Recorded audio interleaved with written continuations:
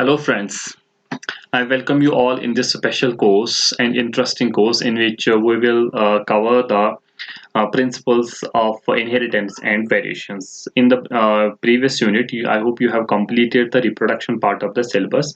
So, in the unit number second, chapter number 4, we will cover the principles, basic principles of genetics and inheritance and variations. So, let us start our session as we are going to discuss about the genetics. So, it's very important for you guys कि आपको सबसे पहले पता होना चाहिए कि what actually the genetics word means and who has given this term. So as far as term is concerned, this term was given by a scientist. His name was William Bateson in 1906. Remember this date and remember this scientist also. Date is very important from NEET point of view क्योंकि कभी कभी NEET में chronology पूछी जाती है कि कब कब क्या हुआ था इनको एक order में आप मतलब arrange कीजिए इसीलिए date is also very important from NEET point of the view. The word genetics was given by a scientist William Bateson in 1906. Genetics is the science in which we study how an organism comes into being. एक organism कैसे आता है दुनिया में सो अगर हम इसको define करने की कोशिश करेंगे तो genetics is the branch of science that deals with heredity and variations you can remember this as G equal to H plus V. That means heredity plus variations equals to genetics. तो genetics में हम क्या करते हैं हम study करते हैं heredity and variation. Heredity क्या है कैसे होती है वेरिएशंस क्या है एंड हाउ द वेरिएशंस मतलब अराइज इन ए पॉपुलेशन और इन ए स्पीशीज ये दो चीजें जिसमें हम स्टडी करेंगे उस साइंस को हम कहते हैं that science is called the genetics. Now the point is what is heredity and what is variations.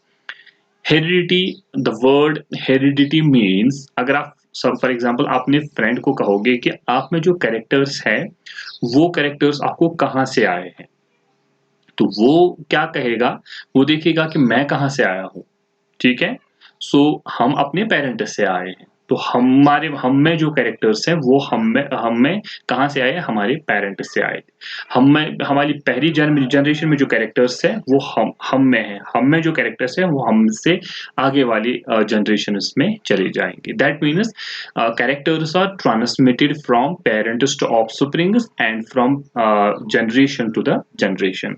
So heredity is the heredity में क्या करते हैं we study the principles of that govern the transmission of characters from parents to offsprings or from generation to the generation. So heredity में क्या study करते हैं what are the principles which govern the transmission of characters from parents to the offsprings or from generation to the generations. कौन से principles response किस तरह से होता है किस तरह से कैरेक्टर्स पेरेंट्स से ऑफस्प्रिंग्स में चले जाते हैं या मतलब एक जनरेशन से दूसरी जनरेशन में चले जाते हैं क्योंकि हर कोई अपनी ही स्पीशीज को जन्म human being gives birth to human being a dog gives birth to a dog and amoeba gives birth to an amoeba क्यों क्योंकि उनमें जो कैरेक्टर्स आते हैं वो उनके पेरेंट्स में आते हैं because of heredity transmission from parents to the offsprings. लेकिन अगर आप if you look around you and your siblings even your siblings are not identical. आप और आपके भाई बहन बिल्कुल identical नहीं है. You and your father are not identical. Your sister and your mother are not identical. बहुत सारी differences है उसमें.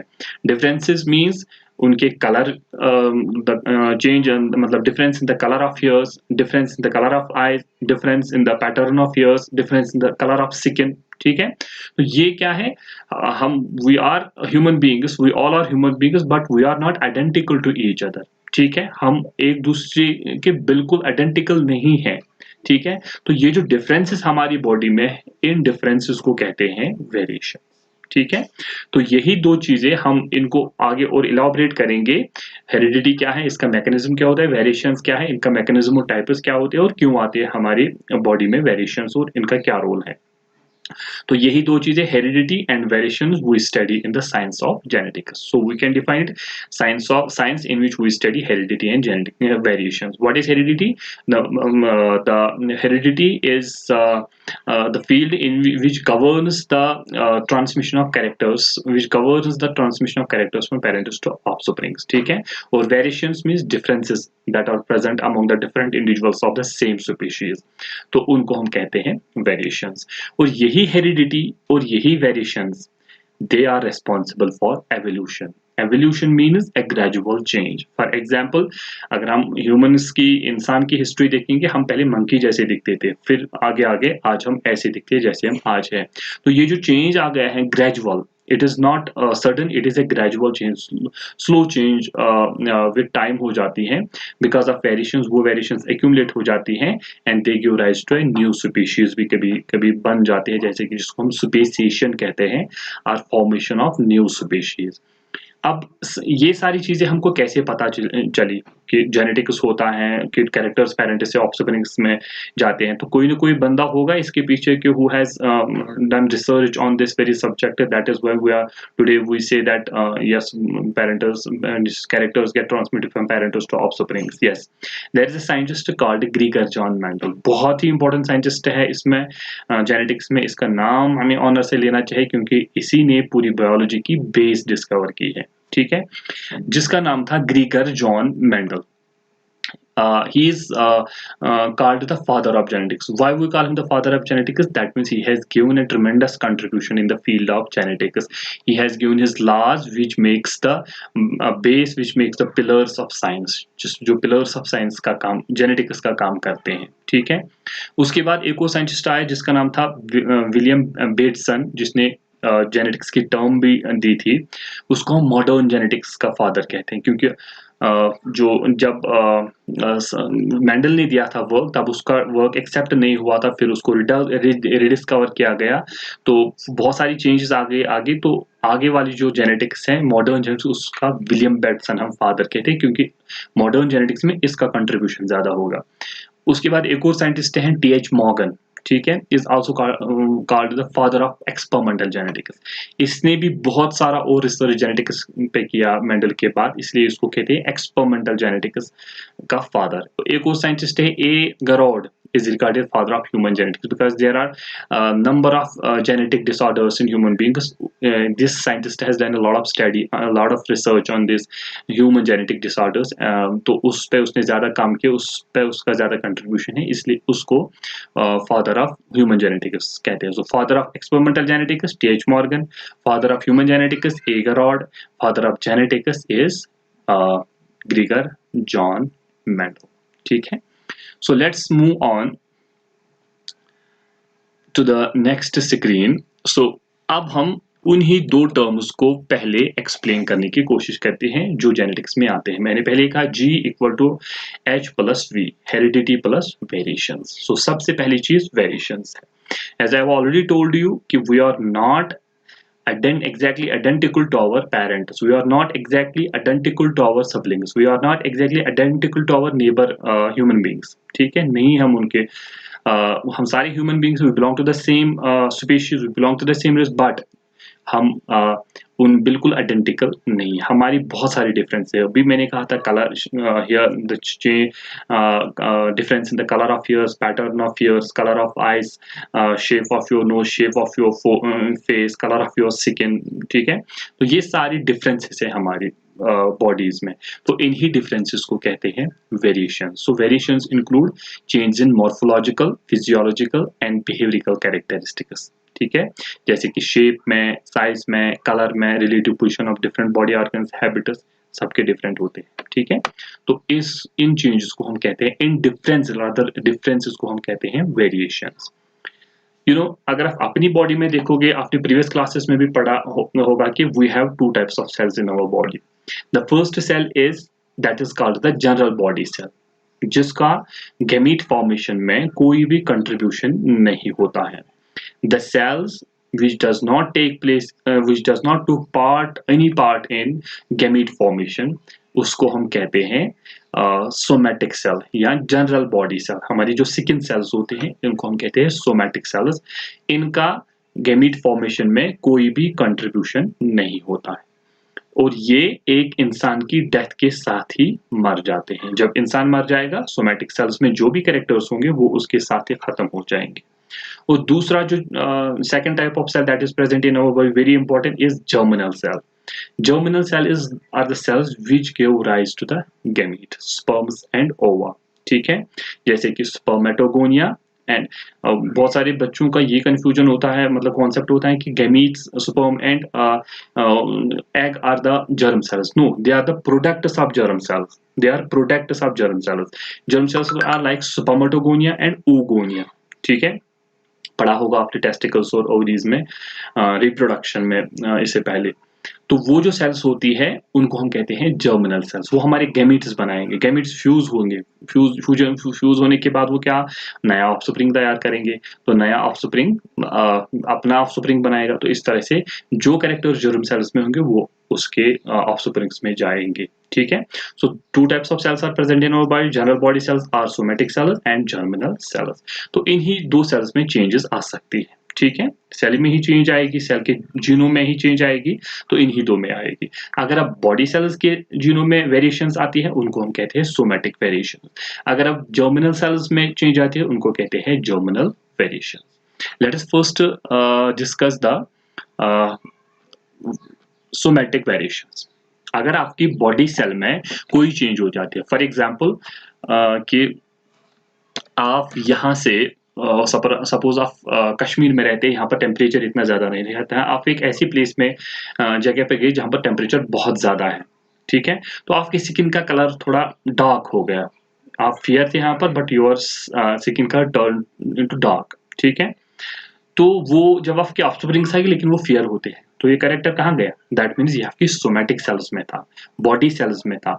ये आपकी बॉडी में चेंज तो आ गए लेकिन आपके मरने के साथ ही ये सोमैटिक सेल्स खत्म हो जाएंगे। ठीक है, तो ये एनवायरमेंटल फैक्टर्स की वजह से इनमें चेंजेस आती हैं। ठीक है, बट क्या ये चेंजेस नए ऑफस्प्रिंग्स में जाएंगे, नहीं जाएंगे। क्यों, क्योंकि सोमैटिक सेल्स जो होती है वो हमारी बॉडी सेल्स है, वो हमारी गैमीट्स में नहीं हो जाएंगी।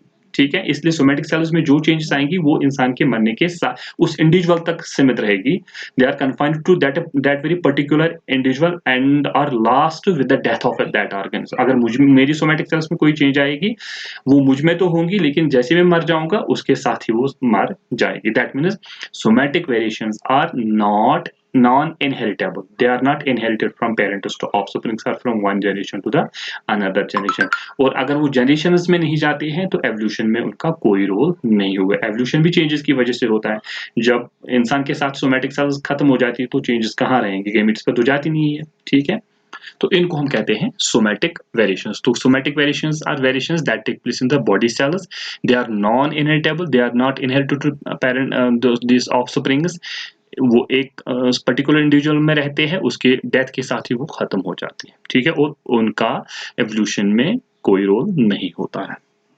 Next one is the germinal variations, the variations which आकर इन द जर्म सेल्स। अगर आपके जर्म सेल्स के क्रोमोसोम्स में कोई भी इधर उधर हो जाता है, for example we have 46 chromosomes और 23 होमोलॉगस पेयर्स, अगर उनमें एक ज्यादा एक कम हो गया तो उसकी वजह से चेंजेस आ सकते हैं। जैसे आपने बहुत सारे ये डिजीजेस पढ़े होंगे, down syndrome, Klinefelter syndrome, Turner syndrome, वो किसकी वजह से होता है, क्रोमोसोम्स में चेंज आ जाती है। ठीक है, तो जर्मिनल सेल्स हमारे गैमीट्स बनाते हैं, अगर उनमें कोई चेंज आती है जर्मिनल सेल्स में, वो डायरेक्टली ऑफस्प्रिंग्स में जाएगी, उसके ऑफस्प्रिंग्स में जाएगी, जनरेशन टू जनरेशन जाएगी, इसलिए एवोल्यूशन हो सकता है उससे। ठीक है, so we can say that since germinal cells participate in gamete formation and their fusion, these variations are also genetic variations। और ये क्या होती है, इनहेरिटेबल, ये passed from parents to offsprings, और इनका बहुत ही सिग्निफिकेंट रोल होता है एवोल्यूशन के प्रोसेस में।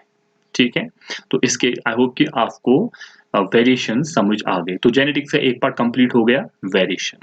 Now the second part of the genetics is that is heredity।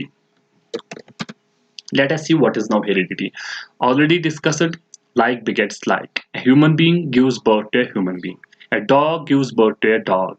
An amoeba gives birth to an amoeba. Why? Because he gets or she gets his characters from their parents. ठीक है? That means all organisms produce offsprings of their own kind. Human being dog को पैदा नहीं कर सकता है. It means that organism and organ obtains its fundamental characters from. इसका मतलब है कि हमारे जो characters है हमारे parent से आते हैं.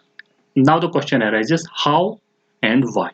क्यों और कैसे हो जाते हैं, और इस क्यों और कैसे का जवाब हेरिडिटी खुद देती है. So heredity is defined as a science that deals with the principles which govern the transmission of characters from parents to offspring. जो गवर्न करती हैं कि कैरेक्टर्स किस तरह से जाएंगे, क्यों जाएंगे पेरेंट्स से ऑफस्प्रिंग्स तक. ठीक है, और यही किसने बताया हमें? ग्रीगर जॉन मेंडल, जिसको हम फादर ऑफ जेनेटिक्स में, उसी ने बताया. हमें कैसे पता चला कि पेरेंट से ऑफस्प्रिंग्स तक कैरेक्टर जो यही मेंडल ने बताया था. He was father of genetics. He was who experimentally demonstrated the mechanism of heredity. इसी ने बताया कि ट्रांसमिशन ऑफ कैरेक्टर्स पेरेंट से ऑफस्प्रिंग्स तक होता कैसे, उसका मैकेनिज्म इसने बताया. On the basis of his experiment उसने कुछ प्रिंसिपल्स दिए थे, वो फिर बन गए बैकबोन ऑफ जेनेटिक्स, जिस पे बेस पूरी जेनेटिक्स हो गई. यही जेनेटिक्स है. This is called the genetics, the science that deals with heredity and variation. Variation means differences among the different organs of the same species. Heredity means transmission of characters from parents to the offspring. ठीक है. Now tomorrow we will start the terminology of genetics, because before we start the laws of genetics and Mendelism, तो उससे पहले आपको ये याद होना चाहिए कि कौन सी टर्म्स हम जेनेटिक्स में यूज करते हैं. ठीक है, तो अगर वो पता होगी तभी आप आगे चल पाएंगे. Okay, bye bye for now. Wish you all the best. अगर आपको कोई भी मतलब लेक्चर्स में मॉडिफिकेशन करने की जरूरत लगती है तो मुझे बताएं, आई विल डू दैट. तो अगर आपको कोई भी लगता है कि मैं फास्ट जा रहा हूँ, मैं ज़्यादा स्लो जा रहा हूँ, या मैं अनफॉर्चुनेटली मैं पेन तो यूज़ नहीं कर सकता, मैं करना चाहता हूँ कि कुछ डायग्राम्स बना लूँ, आपको डायग्राम्स के थ्रू समझाऊँ, लेकिन लैपटॉप पे इस तरह इतनी गैजेट्स नहीं है मेरे पास कि वो मैं कर सकूँ. इंशाल्लाह वो हम क्लास में ही करेंगे. Okay, thank you, bye bye.